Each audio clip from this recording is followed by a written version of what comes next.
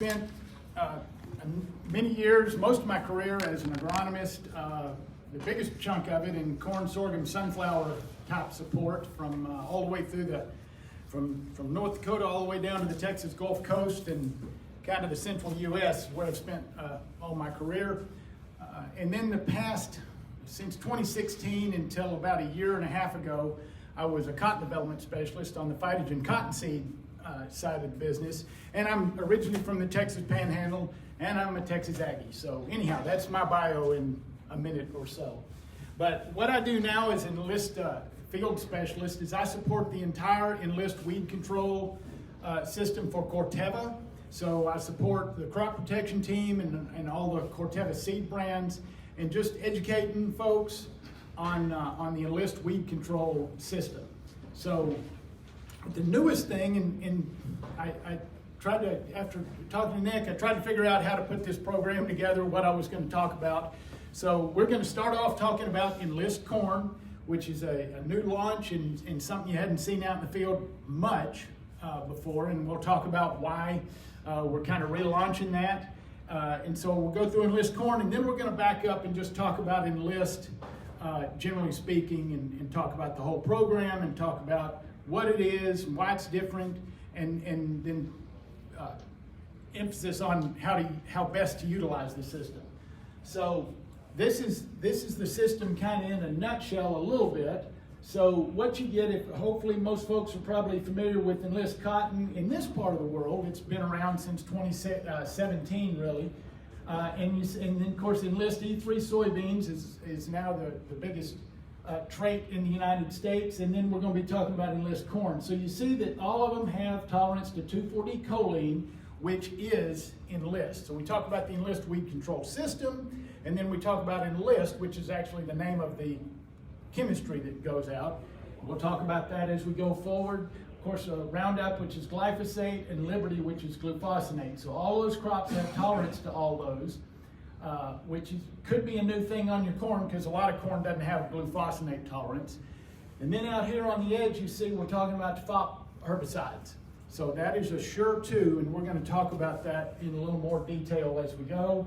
And a FOP is a grass killer in a broadleaf crop, is basically what that is. So we'll talk about that in a little more detail. On the insect trait side of the we're actually going to talk through the insect portion first, and then we'll come back and talk about the herbicide portion.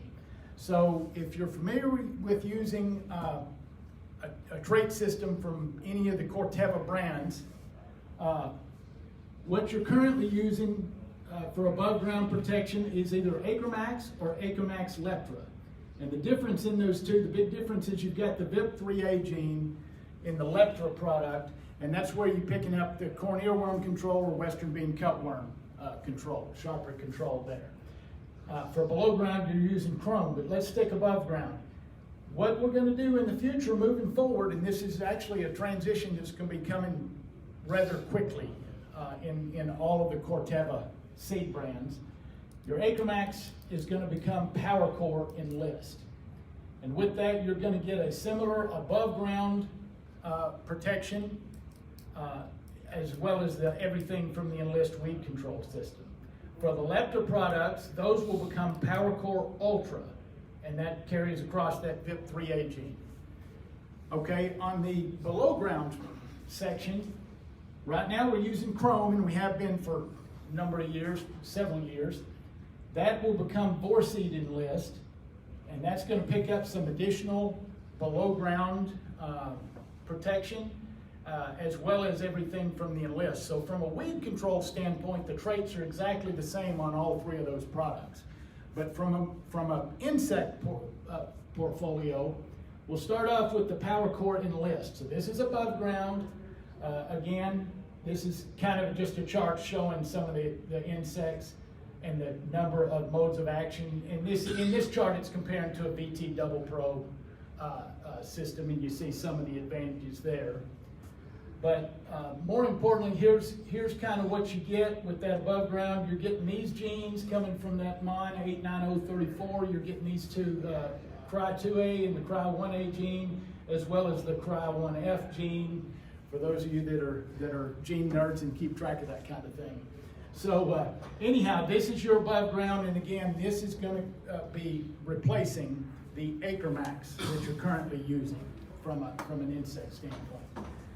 So the next one is the PowerCore Ultra, and if you saw that jump up there, that now we're bringing in that VIP3A gene.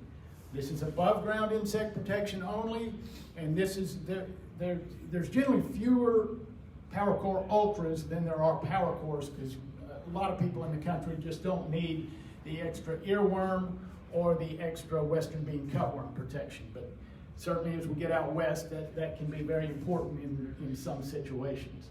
So again, PowerCore Ultra is what will be advanced from the Leptra, current Leptra portfolio.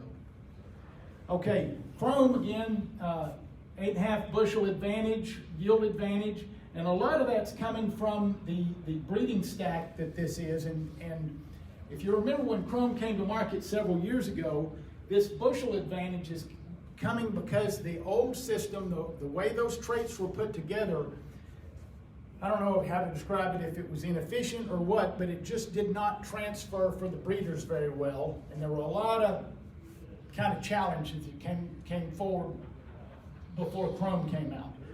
So what Chrome did is took these two traits, Herculex 1 and Herculex rootworm, and it combines those into a single molecular stack.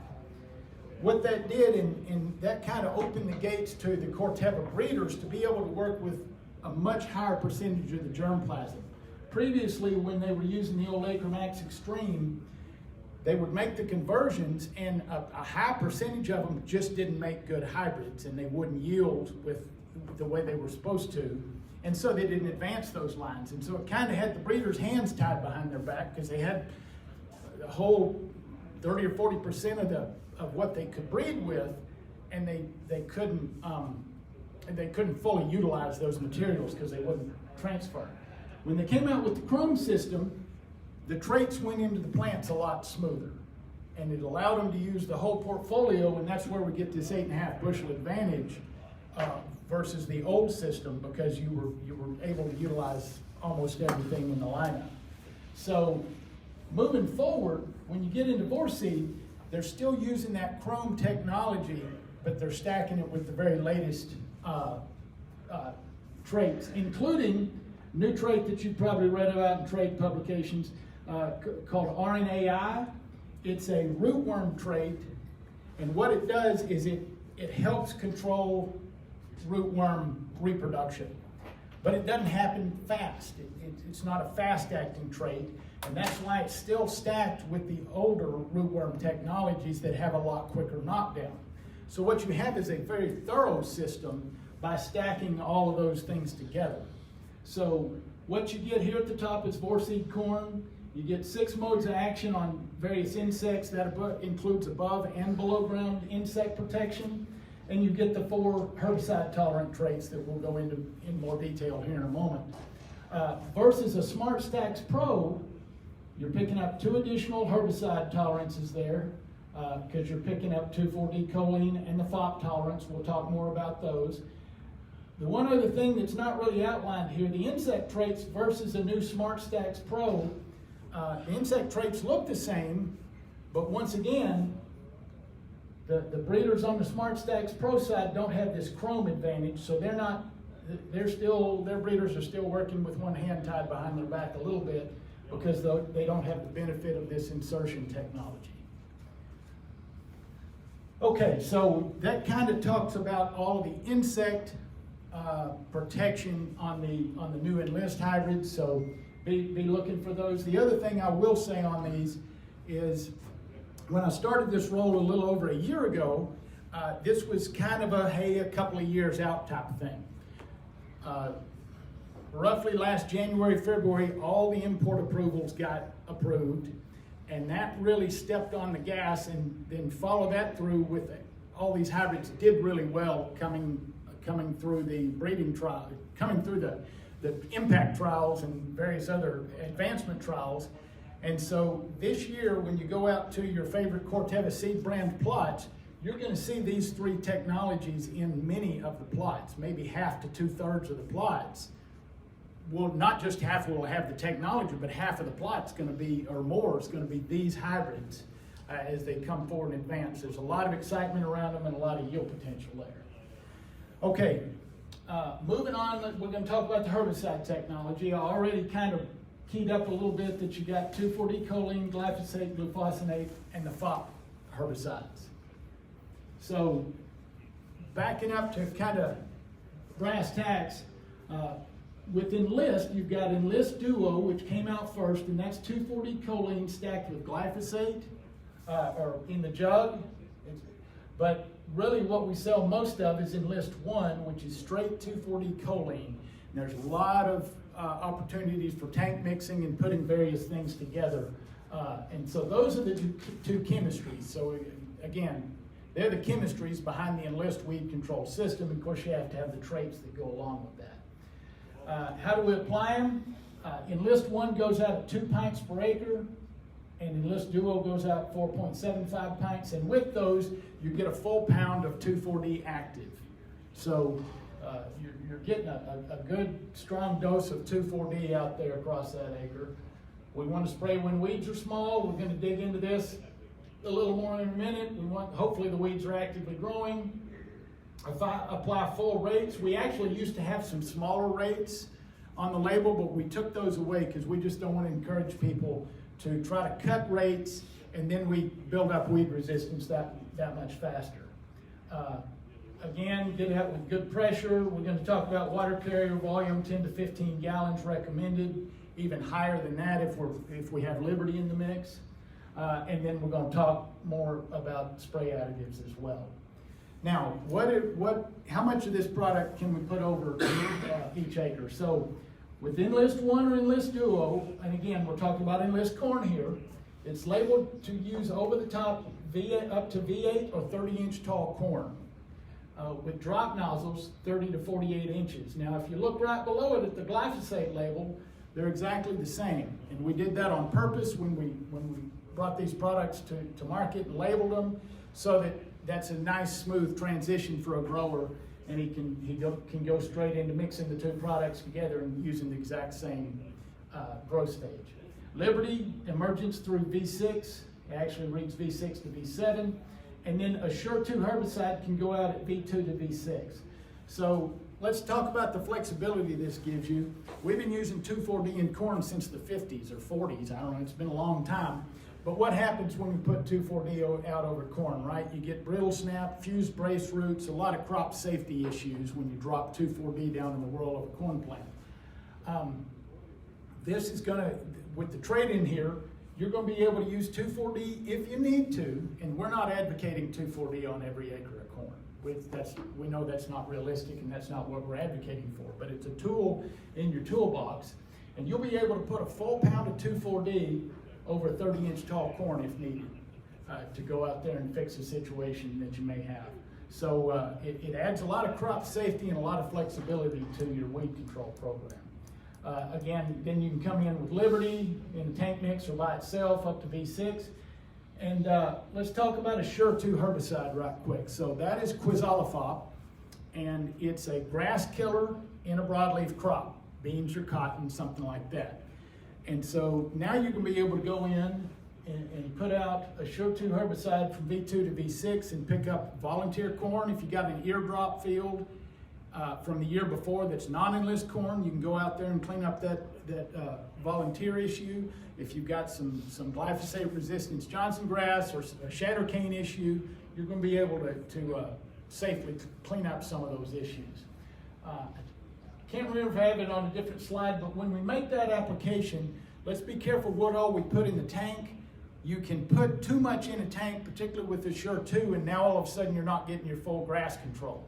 So be real careful. You're generally just going to do it that one time, and so let's make sure we get good control and don't try to put too much in the tank at the same time. So you can check with Crop Scout or somebody local, your crop protection rep, to find out exactly what you should and shouldn't mix. But let's not put too much in the tank, particularly on that application, because we want to get you good control on those. The other thing on volunteer corn, let's let that volunteer corn get as big as possible. coleoptile size, just barely coming out of the ground volunteer corn, you're not going to get a good kill on it. So try to get that volunteer as big as you can within these windows before we make that application. Now, right up front, we can see if any of you have grown Enlist beans or cotton, we see some crop response. Sometimes corn is no different. Sometimes, depending on the adjuvant load and other things, you can see some speckling on the existing leaves. But as the new growth comes out, none of that speckling will be on those leaves, and there's no yield loss. But there is a little bit of crop response you can see. Even more rare, you can see a temporary oxen type response, particularly on a hot day with beans and cotton or corn. Above a certain temperature, that plant just doesn't metabolize the material. So give it a day or two and you won't see that potential oxen response, and you may never see it, but we do see it in some fields sometimes. There's a little bit of a crop response on some of these on the first day of application.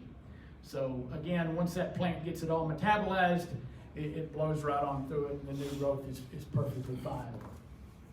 And it doesn't have any impact, or doesn't have fused brace roots and brittle snap and things like that. So speaking of that, I've got a couple of slides. Non-enlist corn, you can get fused brace roots, leaning corn, goosenecking, lodging, brace root fusing, brittle snap, and here's some that was the enlist corn versus non-enlist corn, and that had a wind event after application, and knocked that non-enlist corn over. Here's a little better shot of some. So this is corn without the enlist trait, and you can see what it's doing there. It's leaning. If you were to zoom in on those brace roots, they're twisted and knurled up, and those things we don't like to see. You get the enlist corn trait in there, and you have nice clean looking corn, normal looking corn there. So that's that's the enlist tolerance.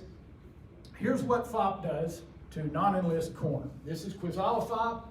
So non-enlist corn treated with quizalofop, and it kills corn dead, right? So it's a real nice product.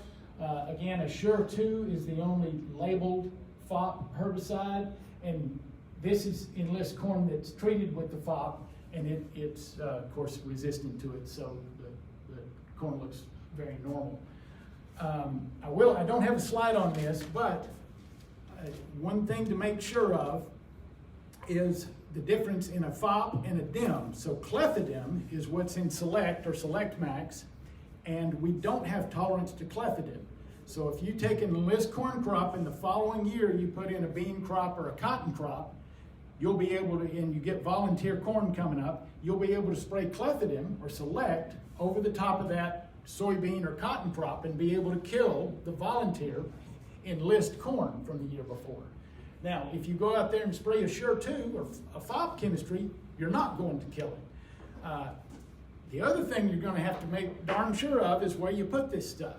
I know of a field last year up in northeast Colorado, and the hired man and the farmer didn't keep good records, bought enlist corn and put it out there, sprayed Assure over the top of it, and killed a circle of corn because he actually didn't put it in that field, he put it in that field over there. Big problem, as you might imagine, just like you don't want to spray the wrong soybean field or the wrong cotton field with the wrong product. Same thing here, make darn sure you know what you're doing. So it sounds pretty common sense, but once you get out and get busy, you don't want to lose track of your records on what you put where. Okay, talking about controlling weeds and how we control our weed control. I mentioned you got these new modes of action. We also don't use, this is just an example of what stacking glyphosate with Enlist 1 or glufosinate with Enlist 1. You can see glyphosate by itself gave 60% control. You stacked it with Enlist 1. And it jumped it up to 94% control. Glufosinate alone, it didn't jump it near as much. And this was some trials from several years ago. But we also don't recommend Enlist 1 by itself. So we're always going to be wanting to stack that with glyphosate or glufosinate or a host of other tank mix products. So here's what a program approach would look like in corn. A host of products can go out, either start clean with tillage or burn down. Lots of no-till and minimum till. You can use Enlist Duo or Enlist One in a burn down program. In bold are quite a few Corteva products you can use, but you guys, there's lots of different herbicide options from all different companies. This just happens to be some Corteva options. Then come in with these are soil applieds. Again, these are from Corteva. Here's a post-tank mix, soil applied products, full-time Keystone, Cairo, Realm Q, of course atrazine, lots of different products you can use out there, and we highly recommend using all of those, as many as possible. The best weed is one that never comes up, right? So that's what we're really after. And then, as we discussed, we already went through the timings up to 30-inch tall corn or 48 inches with drop nozzles. You can use the Enlist products, glyphosate, Liberty, and the Assure 2 in a post program. So again, just overall on the Enlist corn, we've talked about our trait tolerances with the insect control, and then the new modes of action that are going to be able to help us out on weed control. Show that slide one more time just so you can remember. AcreMax becomes PowerCore Enlist, AcreMax Leptra becomes PowerCore Ultra, and Chrome will become Vorseed Enlist as far as the technologies. And the other thing I will tell you is, if you're after the Viptera gene, the PowerCore Ultra, if you're looking for Western bean cutworm or corn earworm, that does not come in the Vorseed stack. So if you, unfortunately, if you need the Viptera gene for earworm and Western bean, you have to go with the PowerCore Ultra. So just like to hang that out there. Okay, give me a hot second. I'll switch to the other set of stuff.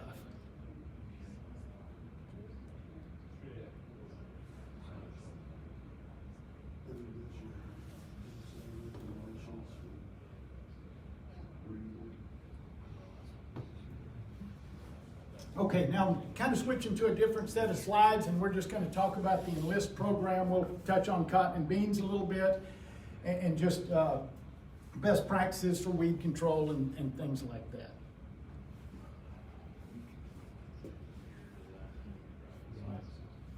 So, since 2017, we've treated over 140 million acres with the Enlist weed control with herbicides. It's the 6th consecutive year of market share gains. Enlist E3 soybeans are now the #1 selling soybean technology in the United States. So last year, estimates are somewhere above 55% of the U.S. soybean crop was planted to Enlist soybeans. No big secret if you've read any trade publications over the past, since dicamba was introduced, soybeans really don't like dicamba drift or exposure, and so that is why Enlist has grown so much, or one of the reasons, other than that, the fact that it's just an excellent weed control system. So 2023, they estimate over 80% Enlist herbicides on Enlist crops. Some areas a little more than others. As you drop back toward Lubbock, some of that drops down a little bit in some of the cotton crops, but around this part of the world, it's a high spray rate. Again, talked a little bit about the contrast in the countryside of dicamba characteristics versus 2,4-D choline. We do have a reliable supply of Enlist One and Enlist Duo. They are manufactured in the United States, Michigan and Iowa, I believe, and so we don't have a supply issue, and we don't have to import them because we manufacture them ourselves. Already went through the first two, but just thought you might find it interesting.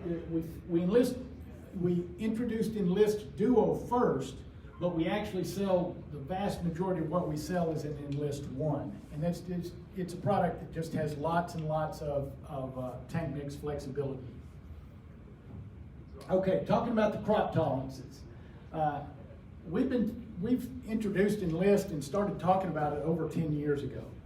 And we just used to have show plots, and now with the reintroduction of Enlist corn, I've got some more show plots. And I'll actually have one out here west of Liberal next summer that I invite you to ahead of time. And it'll be open to the Corteva seed brands, and you'll hear more about that from those individual seed brands. Had one in Colby last year. There'll be one this year in Yuma, Colorado. There'll be one over south of Wichita, Kansas that I'm working on. Anyhow, we introduced Enlist cotton in 2016 and really ramped it up in 2017. You see in 2018 we introduced Enlist One herbicide as well as Enlist corn. Now that Enlist corn was in legacy Dow branded, like Mycogen and some of the older Dow brands of corn. And we never got refuge in a bag in any form with that corn. And so it never really, and then the merger started happening, and the breeding with that trait was kind of set on the table with the old Dow brands for a while. So there has been Enlist corn on the market since 2018, but it never really got ramped up. It was kind of a little niche thing, and we used it for eardrop in some of those situations. But what you're going to be seeing now and what I've been talking about is a whole new thing that's been bred over the past, well, since 2018, or well, since the merger in 2019-20, it's been bred rapidly into the Corteva breeding program. And so you're going to see a whole different set of horses coming out of the stable now this summer in plots. So pretty exciting stuff. And then E3 soybeans were released in 2019. Okay, Enlist cotton, I already kind of went over this. It's very familiar to the area. Actually, you get north of Amarillo and the use of Enlist cotton is really even higher, and the treatment rate of Enlist cotton is very high. Again, 2,4-D-choline, glyphosate, glufosinate, and again, goes without saying, but it's not cross-tolerant to dicamba, just like the beans or the corn are not cross-tolerant. Well, corn is, you can spray dicamba over any corn, including Enlist corn. But the beans and cotton are not cross-tolerant systems, so you need to remember what you're planting. And the cotton is stacked with wide strike 3 insect technology. That actually has the Viptera gene in that as well for bollworm. I've mentioned cotton response, soybeans response. Again, you can get some little leaf speckling on cotton just like you can on extend cotton, and neither one are yield reducing. Same thing happens to soybeans. Soybeans and cotton can both droop down on a particularly hot day after application, but again, they grow right through that situation. Again, soybeans, I've already gone through most of this stuff, 55-60% of the market, 2,4-D-choline, glyphosate, and glufosinate. And then the corn, we spent quite a bit of time going through the corn, and finally there's that slide again, just showing all three of them together. Okay, talking about weed management with the system. Hopefully any weed control specialist or company person is going to tell you the same thing I am, and that we want to spray small weeds, and even better is a weed that never comes out of the ground, right?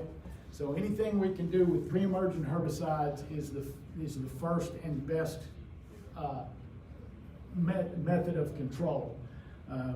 We got comfortable for 20 or 30 years with the Roundup system and relied heavily on it, and unfortunately we sprayed ourselves into a mess.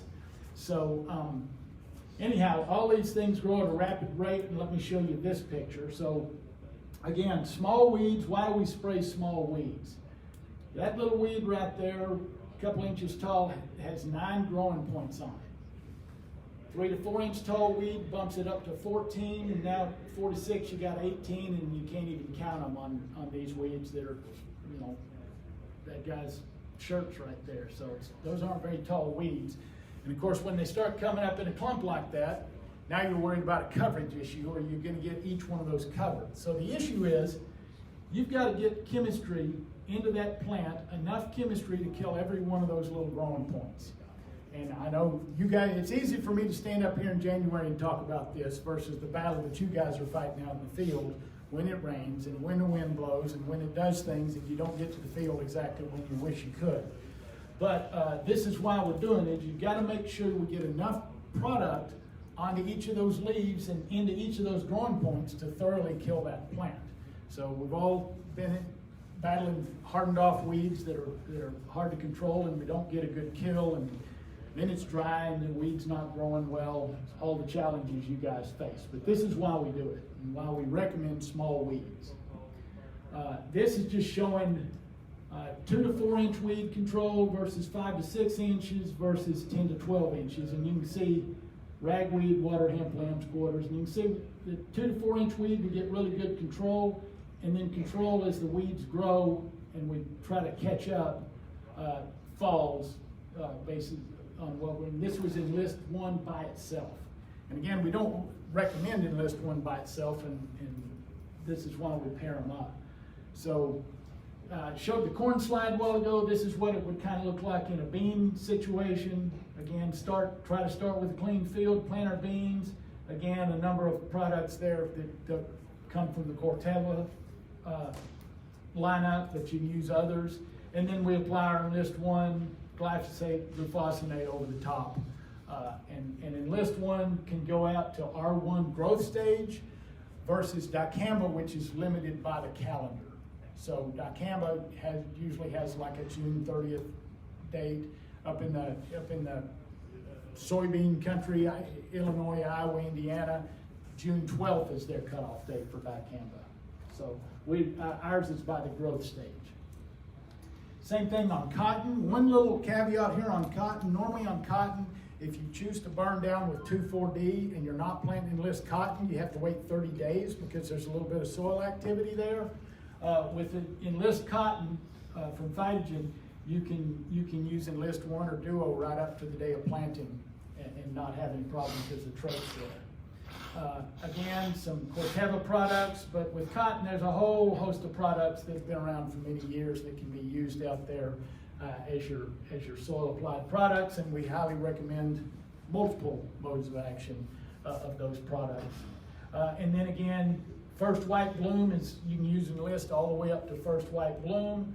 Glyphosate can go out almost season long, and then Liberty up to early bloom. And the corn approach, we already talked through that slide when we were talking about corn. Okay, talking about tank mixing.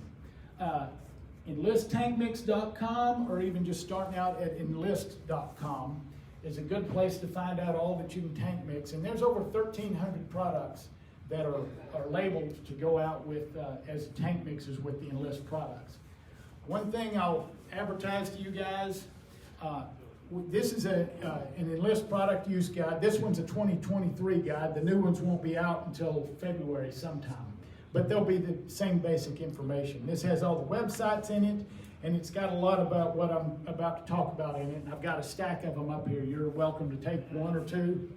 I've got a whole other box over there of these, so I highly recommend those. There's an app on your phone called Enlist Ahead that puts everything in that booklet right on your phone. Very convenient, and you just click on it. You can see the nozzles. You can see lots of different, you can get to the tank mix partners through that phone app. So it's very convenient. So those are the websites. Let's talk here for just a second about tank mixing with glyphosate or Liberty or both. So the pros, and then down here is kind of the cons. So mixing with Enlist 1 with glyphosate, better for grass control than glufosinate. You can apply it up to R2, but a little less activity, of course, on glyphosate-resistant weeds, glyphosate-resistant water, hemp, pigweed, etc. Liberty is really a nice tank mix with the Enlist products, right? Most effective post-mix on water, hemp, pigweed, etc. There's no true Liberty herbicide resistance documented.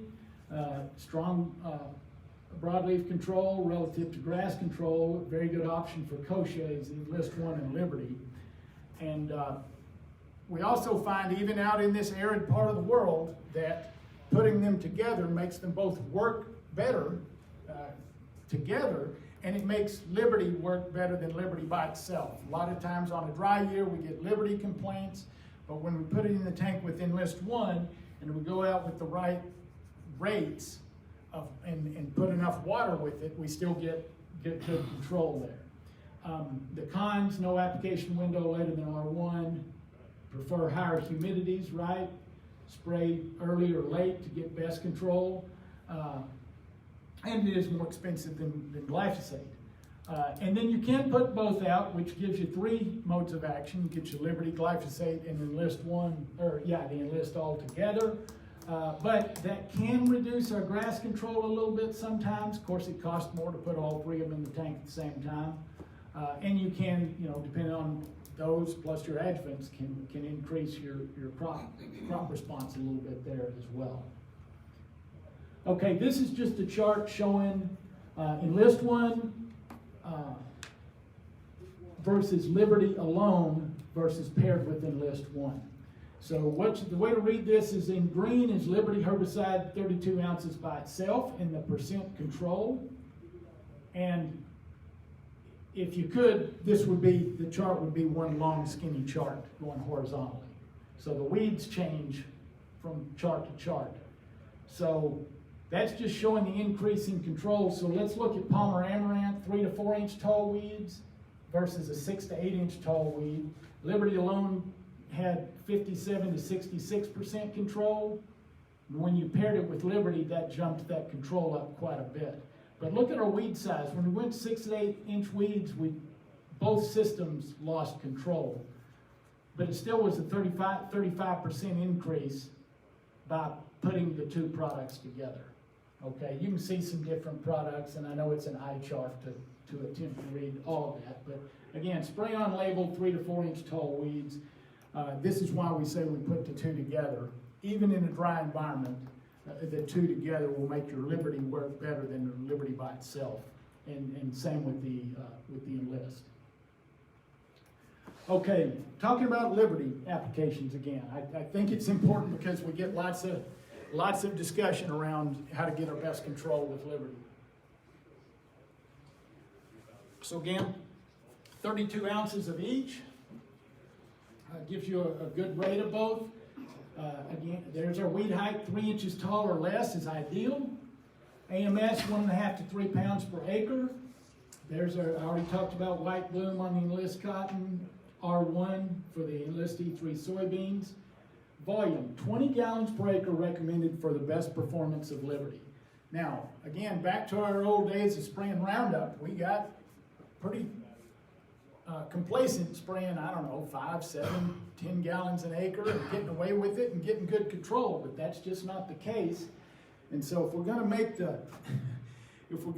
the investment in Enlist 1 and Liberty, and we're going to make that trip to the field and we're paying for the diesel and the sprayer, let's go ahead and do a good job rather than just getting frustrated over how much water we have to haul. Now, I'm not saying that's cheap or easy, but if we're making the investment in the product, let's go ahead and put the right amount of water out with the product and give it the best chance of doing the best chance possible, right? So 15 gallons per acre minimum with Enlist 1 and Liberty.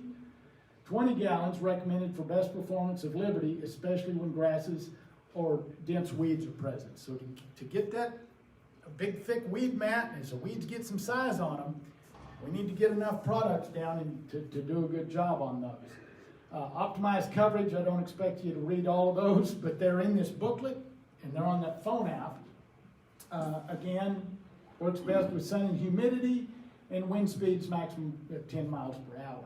So anyhow, those are just some best recommendations for when you're using Liberty in the mix. I have a question. So between the 20 gallon and the 15 to 16 gallon, do you have any charts on how much better it kills it? I mean, with 4 gallon difference? No, I don't really have a chart on that, but.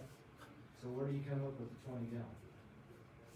How come you recommend that all the time over the 15? I mean, all you're doing is watering the plant where it kills it anyway. Well, you're also getting more carrier volume. You're covering the leaf better. Right. You're also diluting the solution too. Well, because back when we sprayed 2 gallons per acre with Roundup, I mean, it was pretty much all Roundup. yeah. So, I mean, that. I think one of the things that we've noticed is the different, and I don't know my nozzles, but some nozzles work better at 20 gallons, some work better at 16. And like I said, I don't know, I just had a farmer's comment. But if you're If I using run a a dual, 16, you know. if you're using a dual nozzle, you're hitting front and back anyway. Right. So, that's what, I mean, we're carrying so much water, it takes so much time to spray it. Right. We have so many hours in the day to do it. Right. Before the wind and the heat. So that's where I come up. So if you get a rep coming out and say, did you spray 20 gallon? You sprayed 16 or 15 because that's a half a circle usually. And it works a lot better that way with the gallons that we're carrying. And then they don't wanna back up their chemical because you didn't use 4 more gallons. And I think part of why I harp on 15 or 20 is for guys that are only using 12. Yeah. And so I can't really answer your question, the difference in a 16 and a 20. And I'm better versed on the seed side personally, but. Okay, well, I'm just curious because Sure. we get that all the time. Sure. And it's a lot easier for me to stand up here in January and talk about that than what you're doing out in the field. When I've mentioned tank mix partners several times. Basically, there's a lab in University of Nebraska, and they spray Enlist, and it drifts however far it drifts, and that's the protocol for the proper drift profile for Enlist herbicides.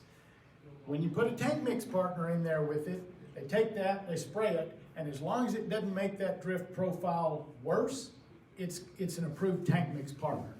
But it's not tested for crop response, physical tank mix compatibility, and it's not an agronomic recommendation or endorsement from Corteva. So just because there are 1,300 products approved doesn't mean you should put them all in the same tank and expect a good result. So anyhow, we just like to point that out of what a tank mix partner is, and that just means it's passed the drift testing protocol.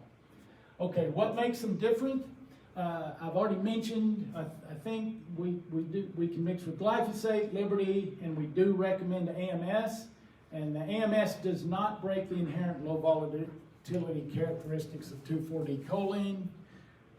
I'm pretty good on time, but I'm going to keep rolling here.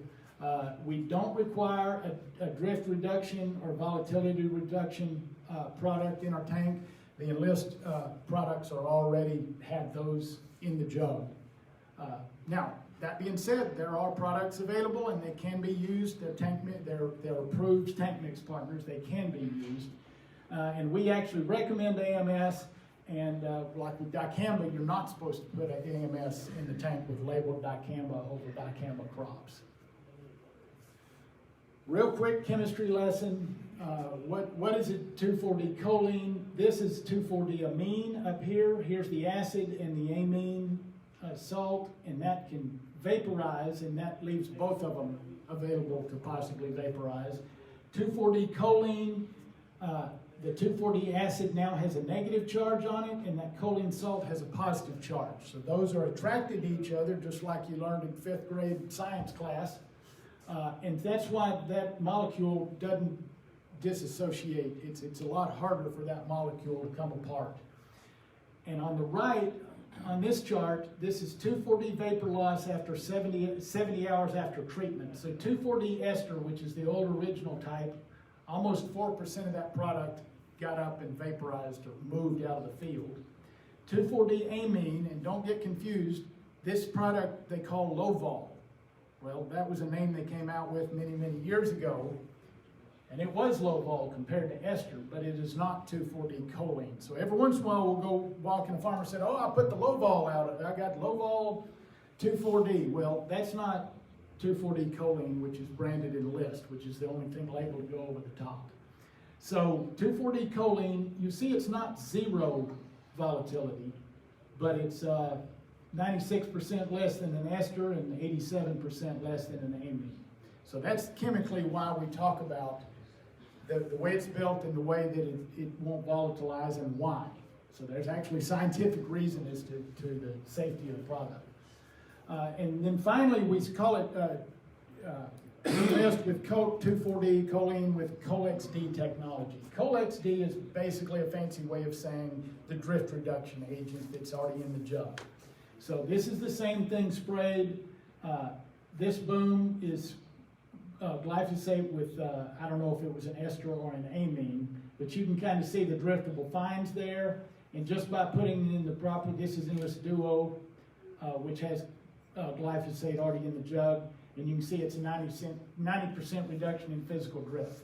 All that being said, I live in Lubbock, Texas, where it's cotton from county edge to county edge, and that doesn't mean you can just willy-nilly spray without worrying about where the wind is going, because if the wind is blowing toward a neighboring non-enlist cotton crop, you're going to have a mess.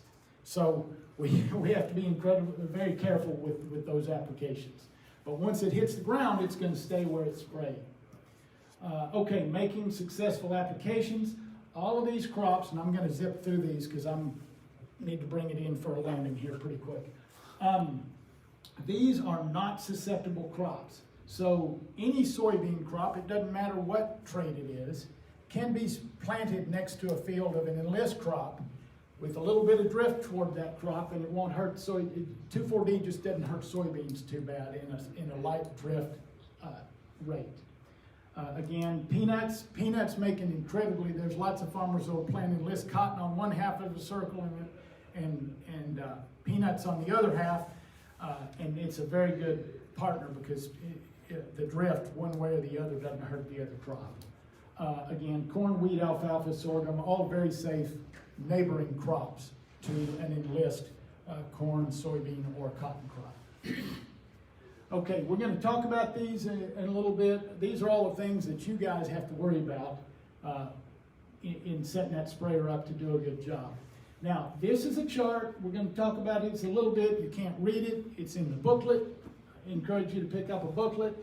Each one of these is an approved nozzle. There's 2 pages of approved nozzles for Enlist 1 and another 2 pages for Enlist Duo. Many of them are the same, but they do have slightly different drift profiles. This is the pressure range for each of those nozzles. Some of those nozzles are labeled to use up at 65, 70 pounds of pressure. Now, some are in green and some are in yellow. The yellow ones are something like a TTI. Maximum drift protection. Great big droplets, maximum drift protection. And we encourage those down where you're somewhere near a cotton field or a vineyard or something like that. But if you're surrounded by pastures or soybeans or corn, sorghum, fallow ground, we highly encourage you to use one of these nozzles in green, like an AIXR or something like that, and you're going to get better coverage. So here's an example. This is the chart for a TTI nozzle, and you can see the ultra coarse are the biggest droplet sizes, and the extra coarse, extremely coarse, are the next smaller size. So the blacks are the biggest droplets, and the whites are the next biggest droplets. And if you move down to this AIXR, both of these are approved nozzles. But the TTI would be one of those in the yellow chart. The AIXR would be one of the green nozzles with better coverage, okay? So you can see at the same pressure range, you're getting some, the nozzle size increases as you go down the chart here. And then the pressure from left to right increases. And you can see in the same pressure range, you're moving from that black to some white and even some green and blue, which means you're getting smaller droplets out there and more of them. So that's an advantage, and that's where you get back to your coverage and getting that chemical distributed across the leaf surface better. So this is the same amount of spray volume on each leaf. This is if you put it in 1 drop. This is 250 microns would be 8 drops, and then you get 64 drops at 125 microns, and you're seeing with the finer droplet pattern, you're spreading that across the surface of the leaf better. And here it is on some moisture paper. So at the top, this is 10 gallons per acre. Here's 20 gallons per acre. Out of the ultra coarse TTI nozzle, you're getting 12% coverage here, 26% coverage here, and with just by changing the nozzle, that bumps that up to 20% coverage, and by going to 20 gallons, now we're up to 41% coverage. So I like to show that just to show what you can do by changing nozzles and getting that product out at a higher rate and under a better nozzle. So again, sometimes you get back in cotton country and we have to be extremely careful and we have to stick to that TTI nozzle. But where we can, we sure prefer being in that green, one of those green nozzles. This is just showing the same type of thing. So this is a TTI 11004 at 20 gallons. Again, this is Liberty at 32 ounces, Liberty 32 ounces. This is a TTI versus an AIXR. And then this is the same nozzle, AIXR, Enlist One and Liberty put together at 20 gallons per acre. So not a perfect picture, and it's a little hard to zoom in on that, but you get the overall idea of just getting better coverage and getting better weed control at the right rates. Again, there's no perfect system, but this is some of the advantages you can get by preparing the proper nozzle at the proper rates. And then kind of bringing it in here, we do recommend all of these types of products with them. Again, you've got your non-ionic surfactants, which reduce our surface tension, and then you've got your crop oil concentrates and methylated seed oils, which help our products penetrate better. So we recommend using some of those products to at the upper end of the rate range to optimize weed control in all environments. This is what that looks like under a microscope. So this is a droplet, and you see you had to get into 1,500, and you can see how big the leaf surface is there. That means that droplet is just really tight. If you zoom out with some non-ionic surfactant, now you had to zoom out all the way to 850 power because that droplet spread out, and if you would have left it on 1,500, it would have filled the whole screen. Zooming out a little more, adding the crop oil and MSO, it just spreads that product across that leaf surface better, and that's why we use those products. So I think I'll kind of bring it in there. I've got a whole host of slides and stuff on wind directions and when to spray and things like that. But I'm pretty much at the 10 o'clock mark. I'll see if we have any more questions.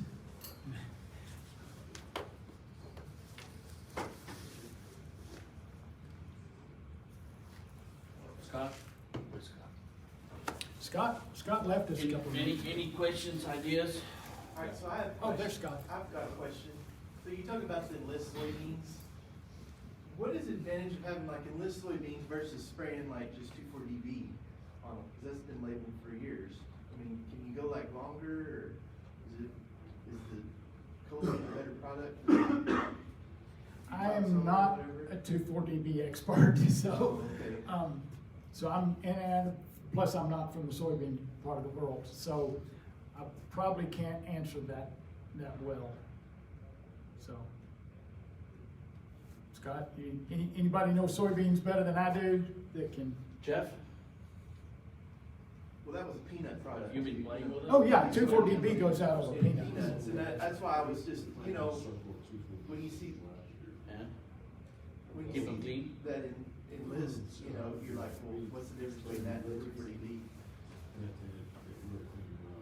And the DB changes it, and it's Yeah. different than And it may not be. amine ester or It may not be 2,4-D near the choline. product that the Enlist is. And that I don't know.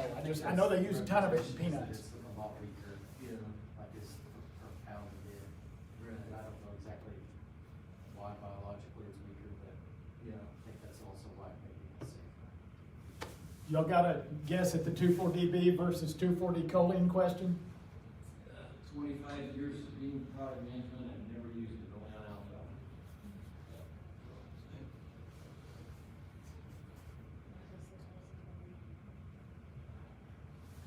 Any other questions, guys?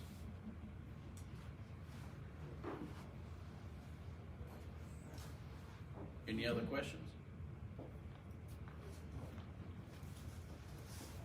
Quiet, Scott.